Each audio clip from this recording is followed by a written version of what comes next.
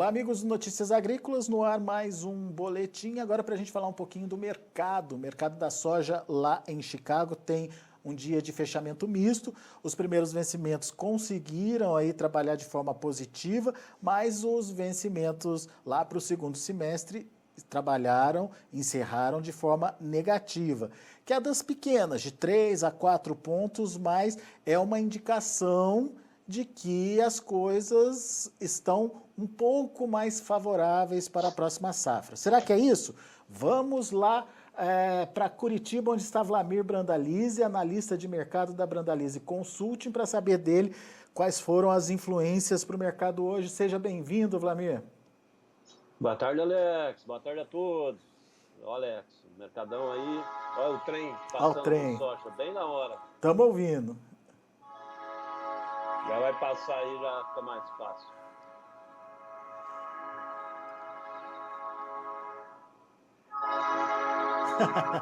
Tá bonito esse trem, hein? Viu? Então vamos lá, Alex. Começo de semana, né, Alex? Começo de semana aí com movimentos técnicos e se apegando ao lado fundamental também um pouco. O relatório dos embarques vieram com dados dentro da expectativa, com bons números, mas dentro das expectativas. Já embarcou quase 88% da soja programada para embarcar até o mês de agosto, né, Alex? Então está bem adiantado os embarques.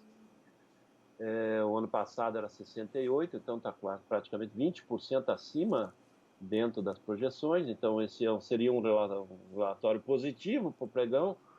Mas hoje nós tivemos ainda fatores importantes aí, que é o clima americano, com chuvas em muitos estados produtores, vinha seco em boa parte e agora começou a semana com algumas pancadas de chuvas, tem previsão de chuva para a semana e praticamente sem China, né, Alex? Então nós temos aí condições melhorando nos campos americanos e a falta da China em novos negócios. Então o mercado acabou dando sustentabilidade nas posições curtas, que é em função dos fundamentos dos estoques muito baixos americanos. Até o meio do ano segue com pressão positiva e o mercado aí rondando os 14 dólares, né?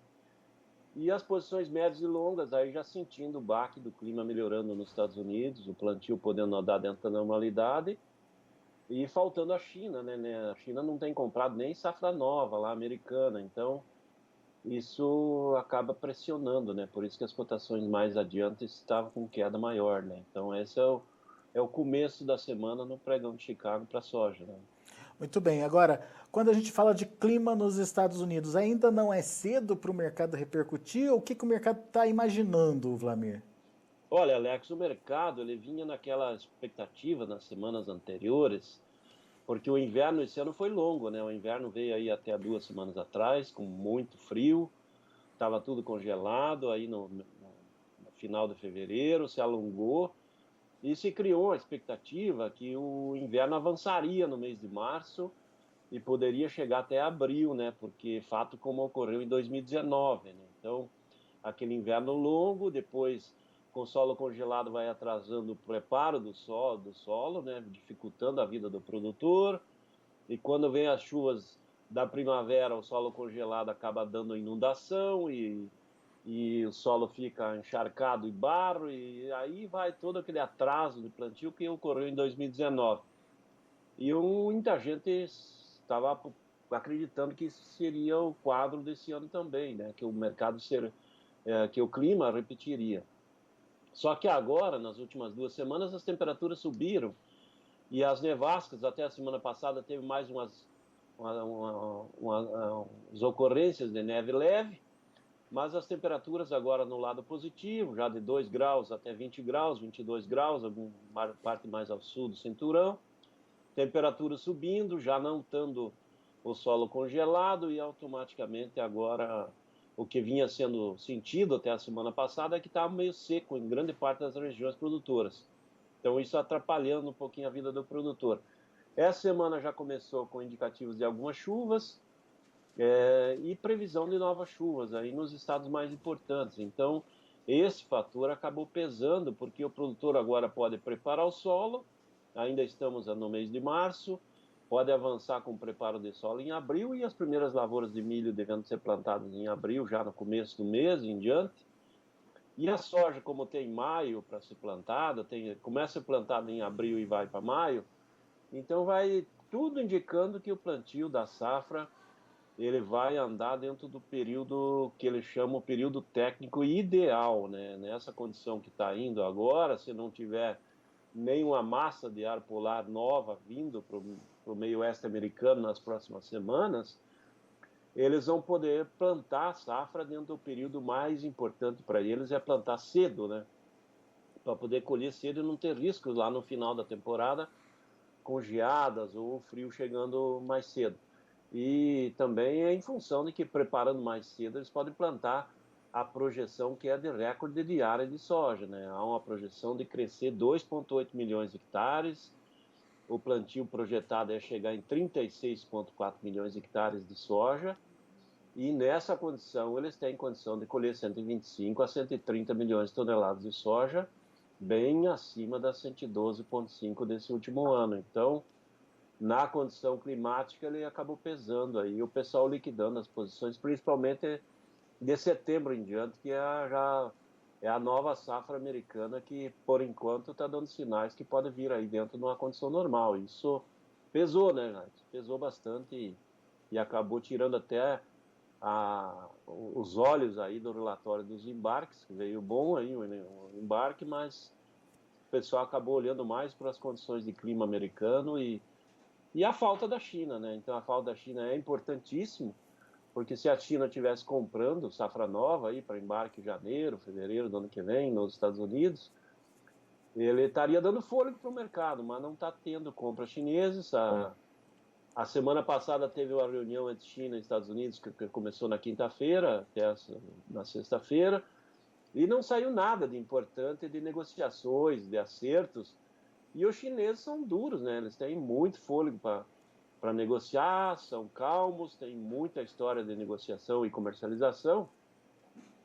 Semana passada eles tinham comprado quase mais de 3,8 milhões de toneladas de milho para agradar os americanos e provavelmente estavam com a carta na manga aí para alguma negociação que se evoluísse aí para comprar soja americana. Provavelmente não conseguiram que os americanos cedessem novas vendas e crescimentos e tarifas que o Trump colocou, eles acabam segurando as novas compras e deixando o tempo correr. Então, fator China fora do mercado, ele pesa, né, Alex? E pesa no lado negativo de Chicago. Mas essa falta da China, ela repercute inclusive aqui na América do Sul, aqui no Brasil, Vlamir? Repercute, né, Alex? Porque aqui no Brasil ela está muito comprada e não tem atuado em novas posições, né? A China comprou 45 milhões de toneladas de soja americana dessa última safra deles e já levou quase tudo. Então, por lá já não tem muito o que levar. E agora está levando soja aqui da América do Sul, principalmente do Brasil, onde que tem cerca de 55 milhões de toneladas compradas nessa temporada, e está carregando. Os embarques seguem, os embarques estão com atrasos, e aí, se esses atrasos aí vai jogando parte do embarque de março vai cair em abril, e talvez não consiga embarcar tudo que está programado para abril, vai cair para maio, então não estão mostrando muito interesse em soja de curto prazo. Há interesse de soja para julho, agosto, aí já seria uma fase de entre-safra americana e mundial, porque até o meio do ano também eles estão bem cobertos, aí não precisa de grandes volumes novos, não. Isso é calmaria também por aqui, né? E qual que é a consequência disso para os preços aqui no Brasil, Vlamir? Olha, o mercado aqui ele acabou levando vantagem, porque mesmo com Chicago aí na defensiva, nós tínhamos o dólar no lado positivo aqui, né? O dólar em alta aí, repercutindo um pouquinho da questão da Turquia, né? Da queda da lira turca. E então o mercado brasileiro também na defensiva, os investidores aqui temendo pela situação e aqui pesando um pouco mais a questão da vacinação, né? Que está muito lenta e isso vai travando a economia. E como lá fora já trouxe um abalo, mercado de câmbio positivo, ele acabou segurando as cotações internas em reais e até uma leve valorização frente à sexta-feira, mas os negócios muito pontuais e basicamente para a demanda da indústria nacional e não nos portos, né? O frete subiu muito para os portos e automaticamente os poucos negócios que estão ocorrendo, eles ficaram atrelados ao mercado da indústria nacional, Alex. Muito bem, ô Vlamir, mas dá para entender ou pelo menos prever uma tendência aí para os preços? Isso aí. Olha, Alex, o mercado interno ele não vai mudar muita coisa nesse curto prazo, porque os fundamentos continuam bons até o meio do ano. Então é um mercado muito comprador até o meio do ano, as cotações vão se mantendo e ele sofre essa pressão aí com o avanço agora das semanas e o preparo do solo americano evoluindo. É possível que nós venhamos perder aí os 14 dólares lá de Chicago, dos meses aí de maio e julho, e vir aí mais para baixo, porque a janela técnica aí que a gente está vendo continua sendo 13,80 a 14,10 para as posições de maio e julho. Talvez o mercado venha a cair mais próximo de 13,80 e se as condições climáticas americanas evoluírem bem, aí o mercado caminha um pouquinho para baixo. Então tem espaço de queda? Tem, se a condição climática seguir favorável lá. E aqui não deve ter grandes mudanças, não. Nós vamos ficar mais atrelado à flutuação cambial efetiva do que as flutuações de Chicago, pelo menos até o meio do ano, né, Alex? Então essa é a condição.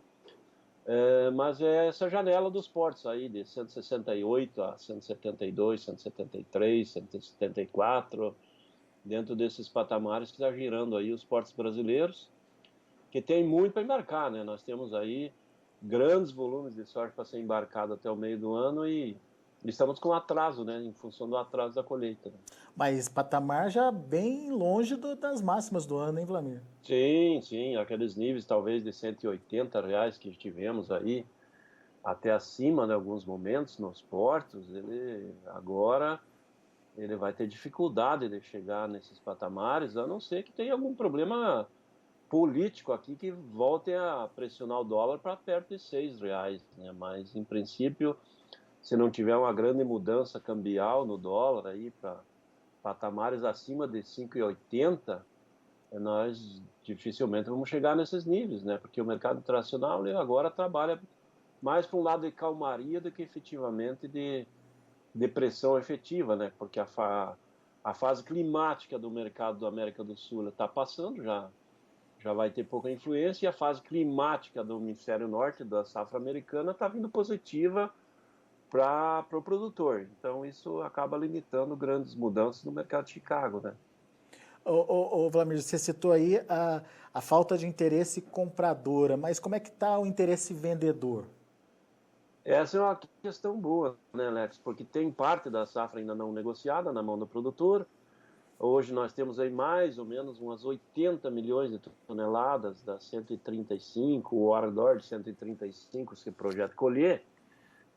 Ou seja, nós temos aí 80 milhões e umas 55 milhões ainda a serem comercializadas, que ainda não foram fechadas. E essa parte aí, como o produtor em si, esse ano ele está mais capitalizado, ele conseguiu vender melhor, ele está usando como um ativo financeiro, ele está segurando, ele está deixando a fixar, entregando, esperando avanços novos, ou apenas alguns deixando a soja para segurar ela para negociar à frente, preferindo ficar com soja do que com o dinheiro no banco. Então, estamos vendo aí pressão de venda, e os poucos que aparecem basicamente estão dando preferência às negociações no mercado da indústria nacional do que nos portos, porque na indústria acaba tendo uma vantagem aí que os fretes são mais curtos, né? E também os portos aí abarrotados aí acaba atrapalhando um pouquinho novos negócios. Então, mercado de pouco vendedor. Quem tem soja não quer vender e quem precisa comprar basicamente é a indústria nacional, e os portos aí já estão comprados. Então, os portos querem comprar no meio dos meses aí de julho, agosto. E daí quem tem soja para vender quer vender curto, e o comprador quer comprar longa. Então não se encontram no mercado por causa disso, né, Alex? Você citou aí a questão do frete. Frete, nesse momento, é um problema. Sim, sim, o frete subiu bastante, né? O frete evoluiu uns 60% aí em relação ao começo do ano, e mais ainda se comparado com o ano passado, e ele reflete bastante no valor aí da soja que está sendo destinada aos portos, né? Então, ele acaba diminuindo os valores que liquida para o produtor no interior, né? Em função do custo dele, né? A procura maior por caminhões, a alta do diesel, que foi muito grande esse ano, né?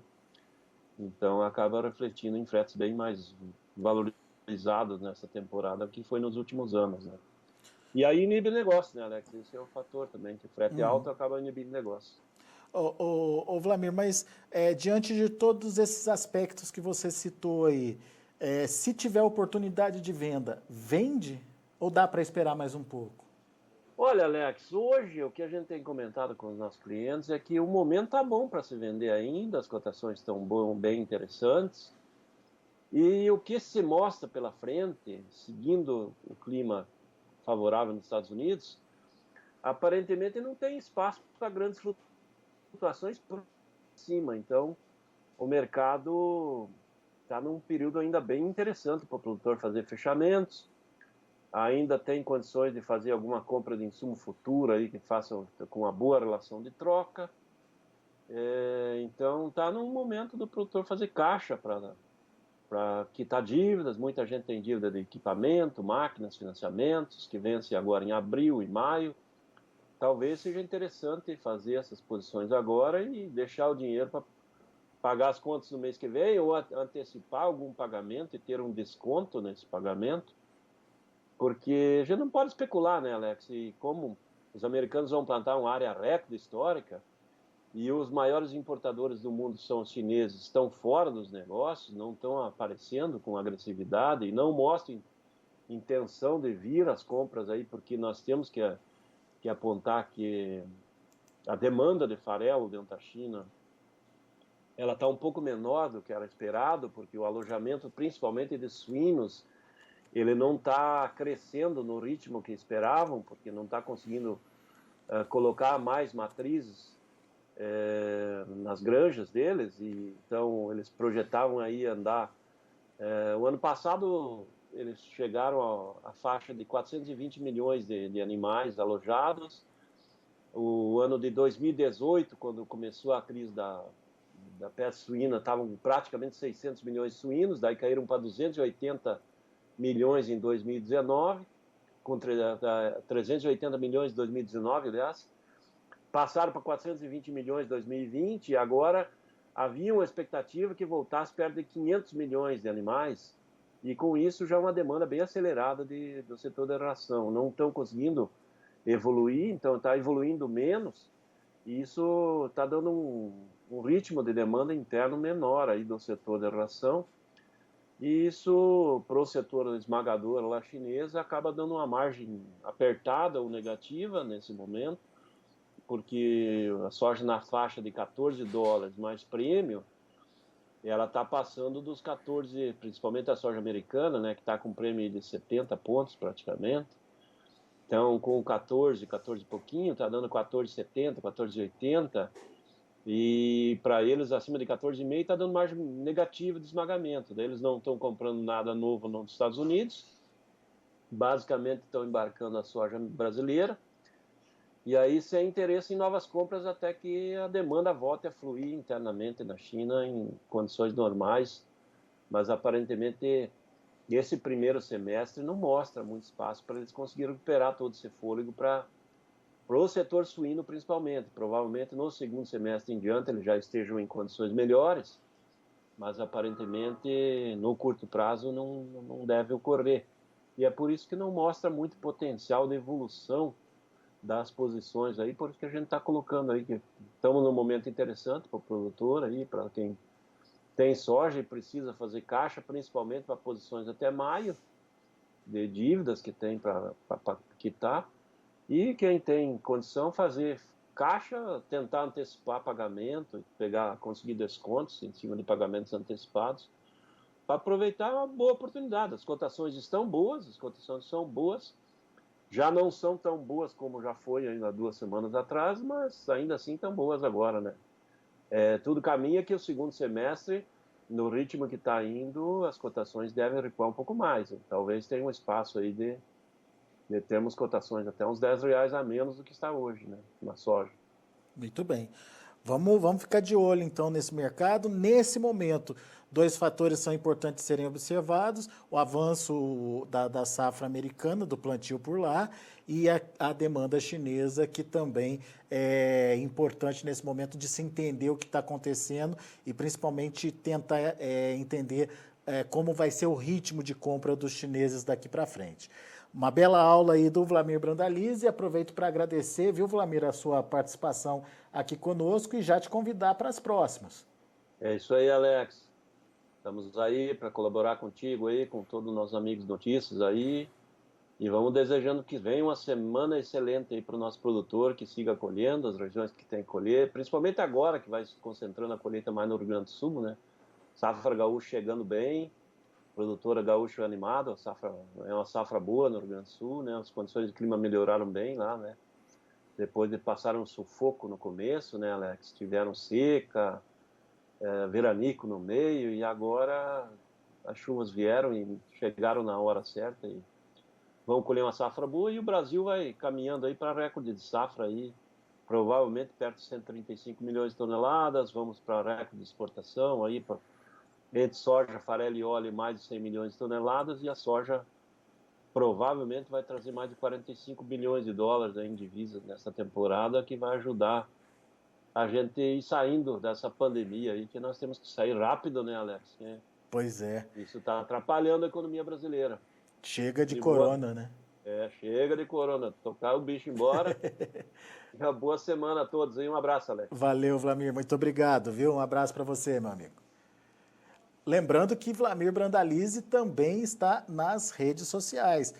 Basta você procurar pelo Wlamir ou pela Brandalize Consult nas redes sociais. Tem sempre uma análise nova, uma fala nova do Wlamir indicando aí os rumos do mercado. No Instagram, o material do Wlamir é diário e está lá à sua disposição para você poder acompanhar.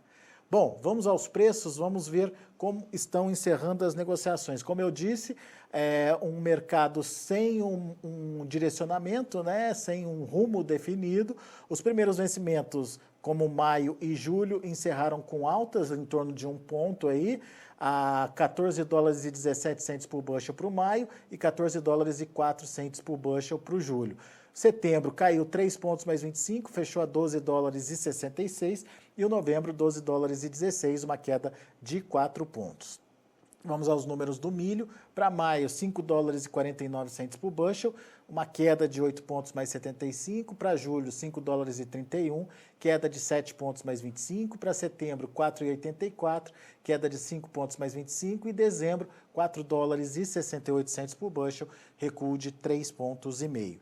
E para finalizar, o trigo, que também sem direção definida, o vencimento maio fechou com leve alta de 0,25 a 6,27, julho ficou estável no 6,19, setembro caiu 0,75, fechando a 6 dólares e 18 centes por bushel, e o dezembro 6 dólares e 25 centes por bushel, uma queda de 1 ponto.